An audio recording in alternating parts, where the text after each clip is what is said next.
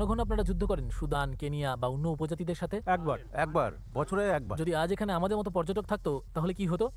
আক্রমণ করতো না। পর্যটকদের আক্রমণ করে না, শুধু মুর্শিদের? শুধু মুর্শি আর অন্য উপজাতি। আমরা সবাই জানতাম ওরা আশ্বস্ত করার জন্যই এই কথা বলছে। দেখুন ওর গায়ে কতগুলো চিহ্ন তৈরি করে রেখেছে, এমনকি মাথাতেও। এটা বলা হয়ে থাকে যে এর প্রতিটা চিহ্ন নাকি এমন এক একজনের নামে যাদের এরা হত্যা করেছে। তাই এই মুহূর্তে আমরা দাঁড়িয়ে আছি একজন সিরিয়াল কিলারের সঙ্গে যে অনেক মানুষকে হত্যা করেছে। আর মহিলাদের কাছে এটা খুবই আকর্ষণীয়। একজন পুরুষের দেহে থাকা এমন চিহ্নগুলো তাকে আরো মূল্যবান ও শক্তিশালী করে তোলে। কিছুক্ষণ আলাপচারিতার পর ওরা বলল যে এই ধারা বদলেছে, আর আজকাল লোকেরা এমন চিহ্ন বানায় কোনো বড় পশু হত্যা করার পর।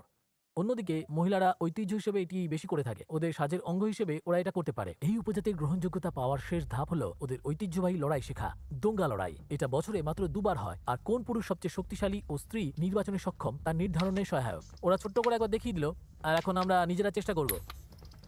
প্রথমে একবার এদিকে, আবার এদিকে। দেখুন,